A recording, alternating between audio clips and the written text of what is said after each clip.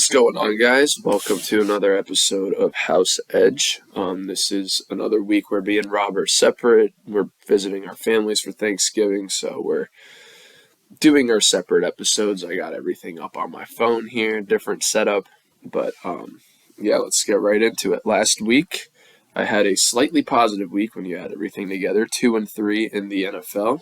Slightly losing, but back on track in college after two straight 0-4 weeks, 3-1 last week. So love to see that. Hopefully I can keep it going.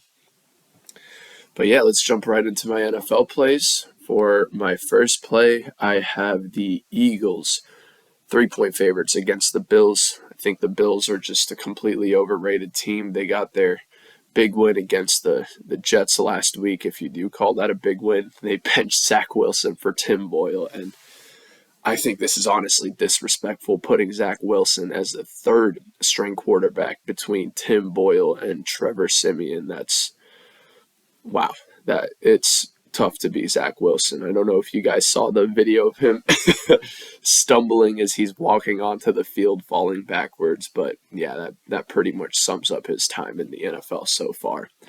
I think the Eagles will take advantage of a Bills team who's weaker than they have been in the past. They'll beat them by, I think, way more than 3 points, considering they just went into Kansas City and beat them by 4. But yeah, my next play, I have the Tampa Bay Buccaneers 2.5-point favorites against the Gardner Minshew-led Colts. I don't understand this line. The Buccaneers, even though they got kind of run over by the 49ers last week, they did not look that bad, especially on offense. Baker Mayfield was using the edges of the field, getting easy 6-7 yard passes against that stout 49ers defense. 2.5-point favorite or underdogs against the Colts. I think they'll easily be able to cover that spread, if not win outright. Yeah, it's Baker's honestly a pretty underrated quarterback so far this season. I think he's playing pretty well. He's a middle of the pack quarterback, which is all you can ask for with somebody like Baker Mayfield. In my next play, I have the Bengals 1.5-point underdogs against the Steelers. There's obviously going to be a drop off between Joe Burrow and Jake Browning. But this is Jake Browning's opportunity to show that he belongs in the NFL. He's been waiting for this opportunity. He thought he was going to get it earlier in the season when Joe Burrow was hurting with that the calf injury earlier this season. The Steelers just fired Matt Canada. I think that is a boost to their offense, but I personally think the issue with the Steelers is Kenny Pickett, not Matt Canada. It's that guy is severely overrated. He can't find open receivers, and I don't think an offensive coordinator change is going to help him throw the ball any better. Next, I have the 49ers 7-point favorites against the Seahawks. I took the 49ers in last week's game as 13.5-point favorites, lost by the hook. That wasn't a play I gave out, but it was a live play at the bar. But yeah, 7 points against the Seahawks, who just lost against the Rams. They're just not looking very good. Geno got hurt late in the game. I hope he's 100%, but 7 points is just not enough for Thanksgiving Day for this 49ers team. Brock Purdy with the perfect passer rating last week. 3 touchdowns. I think over 70% completion percentage. He's looking good.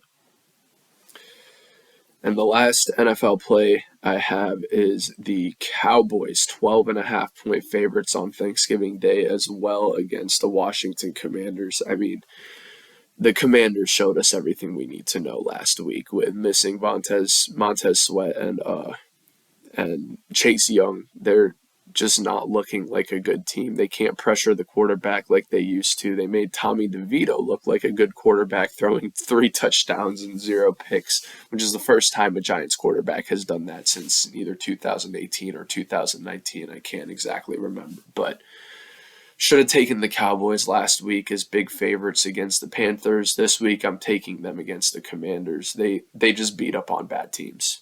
That's what you got to know about the Cowboys.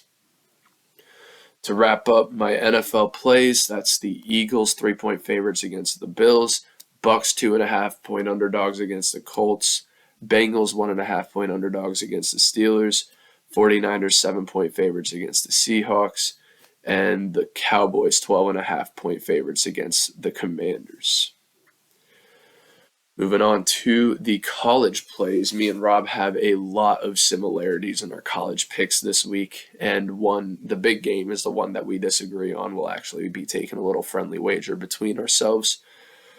So the first play is a common play is Iowa 2.5-point favorites against Nebraska. I mean, these guys they're rivals, right? This is their rivalry game, the corn rivalry, whatever you want to call it.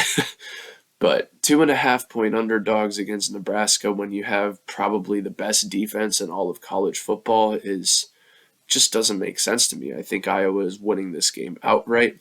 So I'll take the points all day, you know me.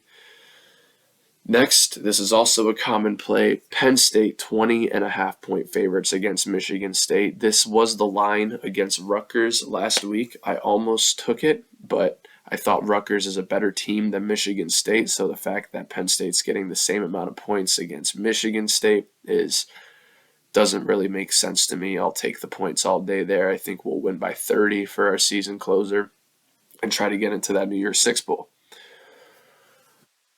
Next, this is the big game of the week. I have Ohio State 3.5-point underdogs against Michigan. After last week's Michigan performance, I don't trust them to be able to do well against a high-powered offense, right? It's a couple weeks ago when they played Penn State, they did show some weaknesses, but against a better quarterback in Taglia, they showed a lot of weaknesses, and I think Ohio State will be able to take advantage of that and win this game outright, actually, in the Big House. They're missing Jim Harbaugh, that's for sure. Arizona, 10.5-point favorites against Arizona State is my next play. Arizona over Utah was one of the easiest plays of the year last week. I mean, that this team is severely underrated. Arizona is a good football team, and on the other side, Arizona State is a very, very bad football team. They got absolutely destroyed by Oregon last week. I don't think 10.5 points is nearly enough. And lastly, LSU 11.5-point favorites against Texas A&M. This is just too high-powered of an offense. I don't think Texas A&M will be able to keep up with how many points they put up on the board. LSU will easily win this by a couple touchdowns, I think, and close their season off as a pretty good season in the SEC. Not what they hoped for, but not bad. To round out my college plays, that is Iowa 2.5-point underdogs against Nebraska, Penn State 20.5-point favorites against Michigan State, Ohio State 3.5-point underdogs against Michigan, Arizona 10.5-point favorites against Arizona State, and LSU 11.5-point favorites against Texas A&M. And for my college parlay this week, I have Louisville money line over Kentucky, Florida State money line over Florida. Terrible injury to Travis. Jordan Travis this last week. That really hard to watch, especially as somebody who had a very similar injury in college. Kansas State money line over Iowa State, and Ohio State money line over Michigan. That's 3 favorites and an underdog, which brings me to plus 474 overall. I think this is Ohio State's year, unfortunately. Michigan, this is one of the best squads they've put together, but no Jim Harbaugh, and McCarthy looking kind of iffy the last couple weeks will catch up to them. And unfortunately, I think they get left out of the college football playoff if things don't go their way. If Washington wins, if Georgia wins, if Florida State wins, there's just no way you can put a one-loss Michigan team over any of those teams if they win their conference. And for my NFL parlay, I have the Lions over the Packers, Patriots over the Giants, Cardinals over the Rams, and the Ravens over the Chargers. I mean, if you saw Quentin Johnson drop that catch against the Chargers, which lost my over by the hook, which lost my Chargers money line parlay, even though there was I think 2 losing legs to my parlay last week in the NFL. Yeah, the Seahawks were the other one. If it was only the Chargers, that was going to be pretty upsetting.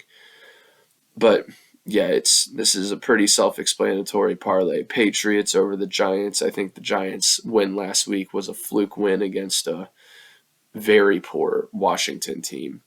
Cardinals, they've been looking good since they got Kyler back. I think they'll eke out a win against the Rams. And the Lions are simply one of the best teams in football against the Packers. I don't think they'll drop a game on Thanksgiving Day. That puts us at plus 484 for that parlay. So to round it out, my college one is Louisville over Kentucky, Florida State over Florida, Kansas State over Iowa State, Ohio State over Michigan, while my NFL is the Lions over the Packers, Patriots over the Giants, Cardinals over the Rams, and the Ravens over the Chargers. Last but not least, we're back to 16 games on the calendar this week.